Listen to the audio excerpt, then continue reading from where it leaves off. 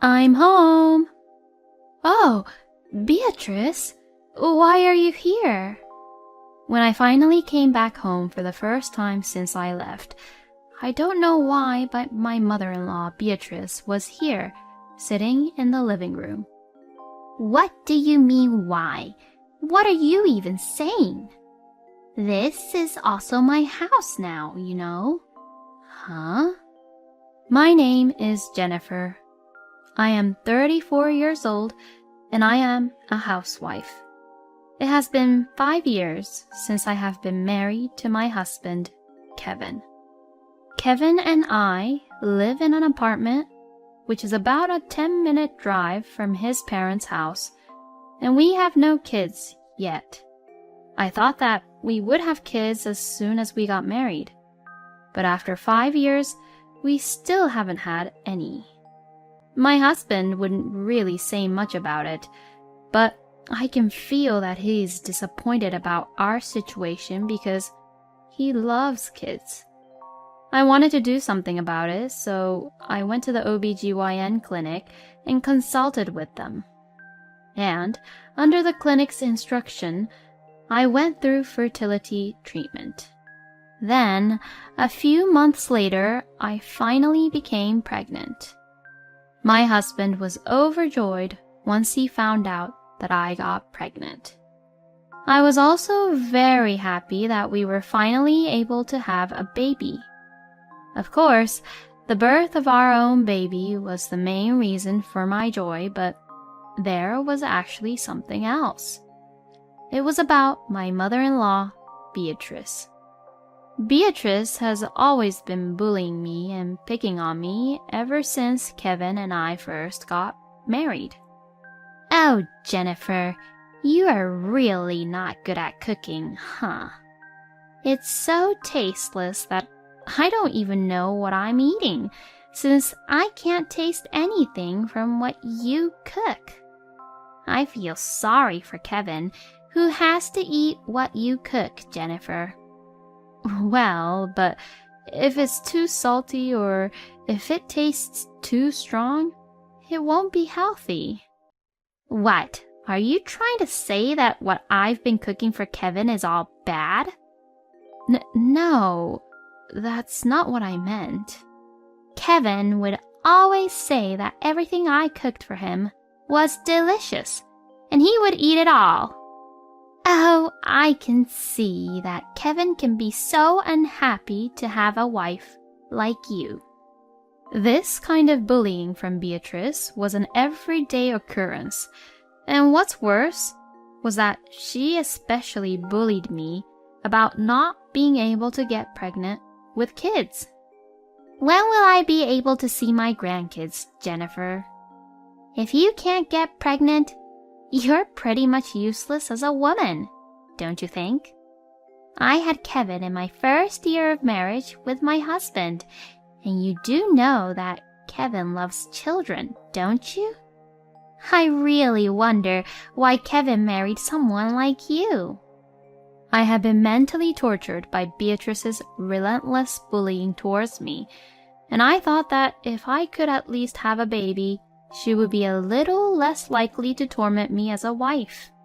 So, when I found out that I was pregnant, I was happy in the sense that this would reduce my stress a little.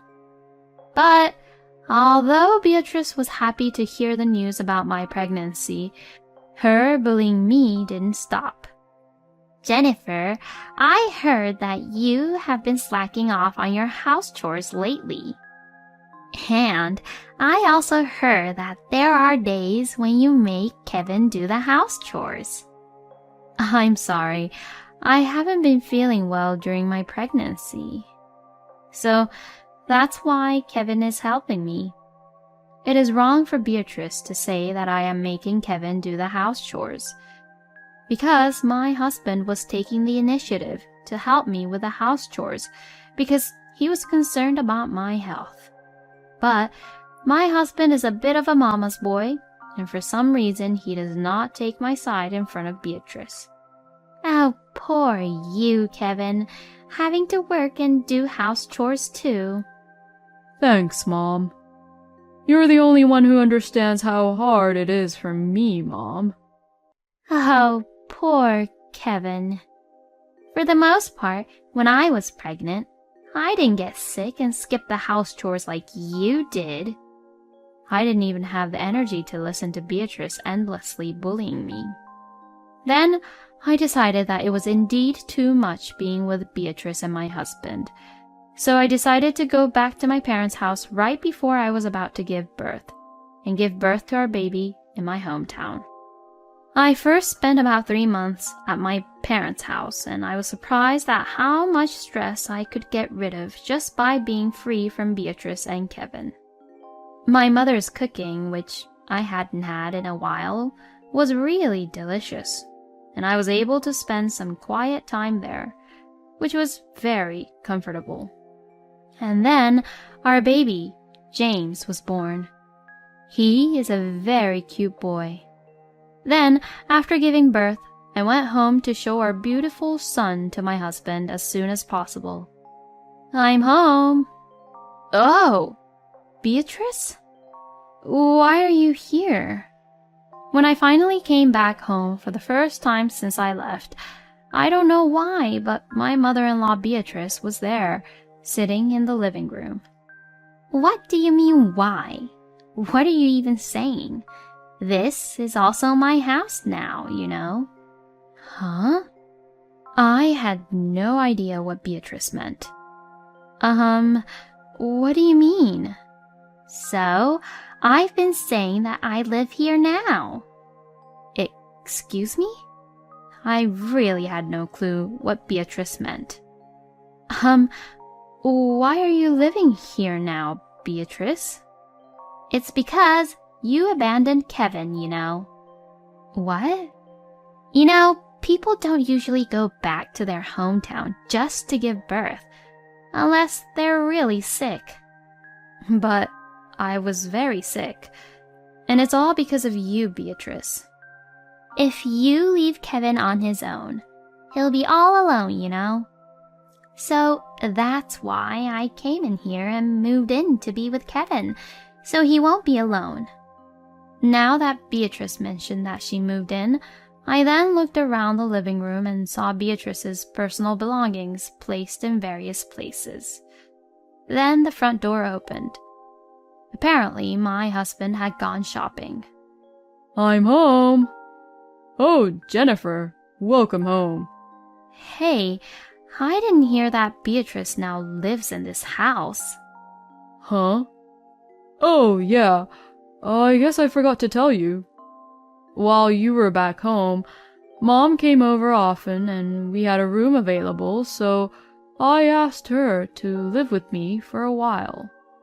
I thought it would be easier for Mom, and she wouldn't have to always drive here, so I thought it would be a good idea for her to live with me here.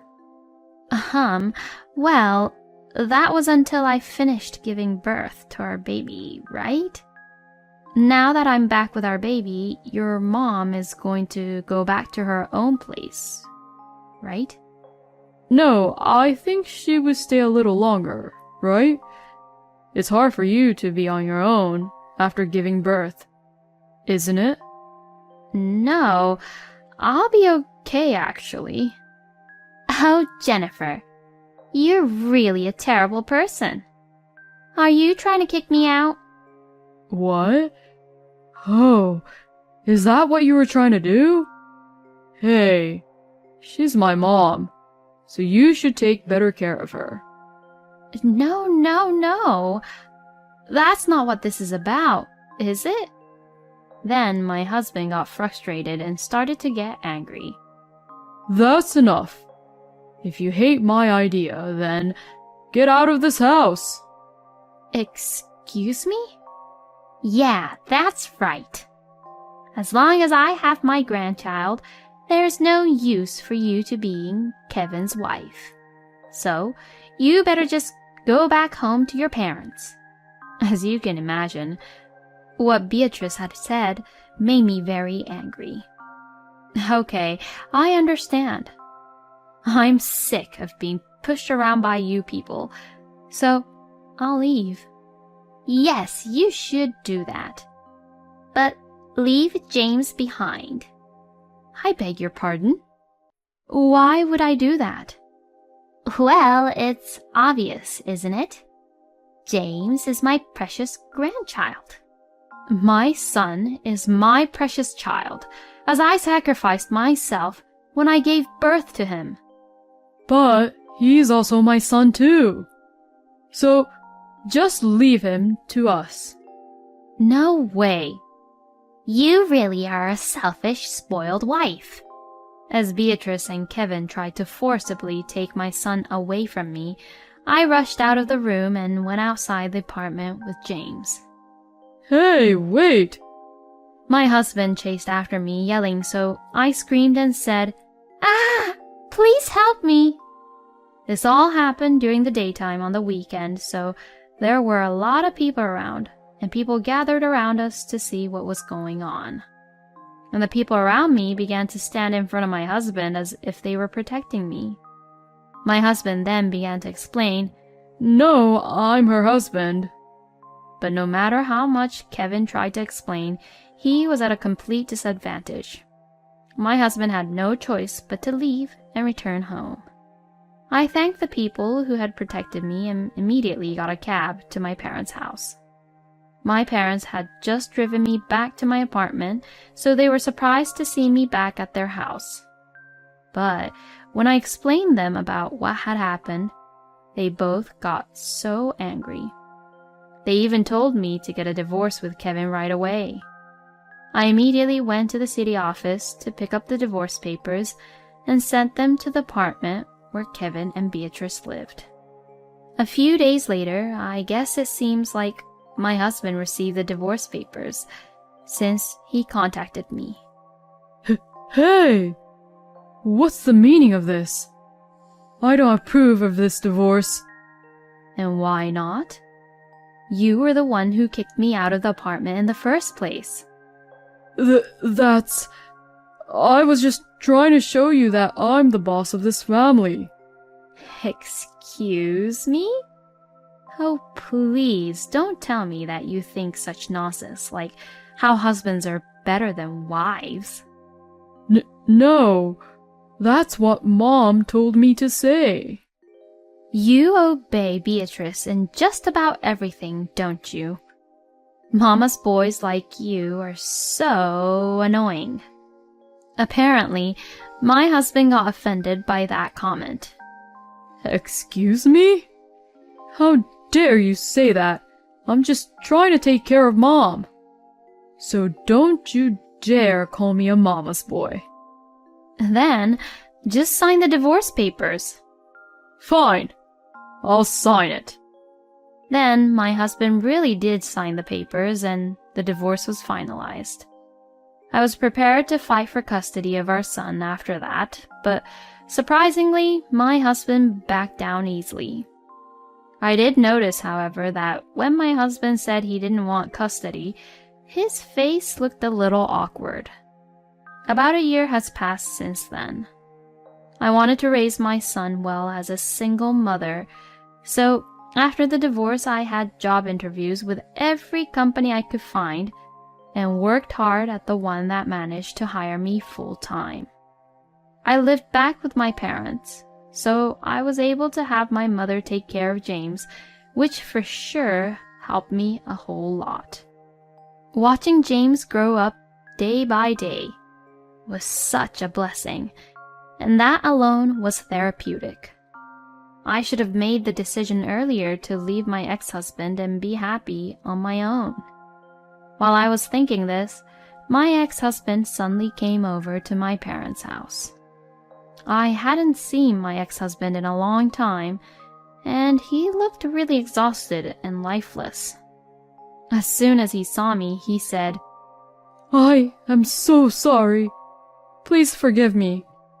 As he got down on his knees. I let him in for the time being because some neighbors were looking at us. What on earth do you want? Is James here? He's in the bedroom with my mom. Will you let me carry him? I've never even carried my own son before. Huh? You were the one who gave up custody on James so easily, so what are you talking about?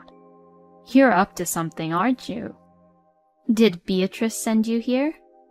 I can't let you carry him because I don't want him taken away or something. No way. I actually really wanted to take James with me. But Mom told me to give up on the custody, saying that it would be too much for us to take James in since he was also your son too. I couldn't go against her because what she said was absolute. But the sadness and pain of not being able to see my own son was getting worse and worse. So I couldn't stand it and came here today. By the looks of my ex-husband, it didn't seem like he was lying. My father was also home, so for the time being, my father and I blocked the door and let my son meet Kevin, while we both monitored them. My ex-husband was impressed to see James sleeping peacefully. Oh, he's so adorable. My ex-husband was shedding tears as he held his son in his arms. He had never been allowed to see his own son because of his terrible mother. I felt sorry for him, so I decided to allow him to visit me and my parents, as well as James, at my parents' house for now, as long as we were all there. Hearing this, my ex-husband thanked us over and over and left. After that, my ex-husband would come over once a month to see our son, and even Kevin was gradually feeling better and better. But one day, while my ex-husband was visiting, to my surprise, Beatrice had also arrived to our parents' house. My ex-husband was also surprised by the sudden appearance of his own mother. Mom, why? I thought you were sneaking out somewhere. But I can't believe you came over here to see this woman. I used the GPS app I planted in your phone to locate where you were. We were indeed shocked by Beatrice. How could she go that far to even do that? We're going home now, immediately. You better not see this woman again. No way. What did you just say? I'm sick of being tied up by you, Mom.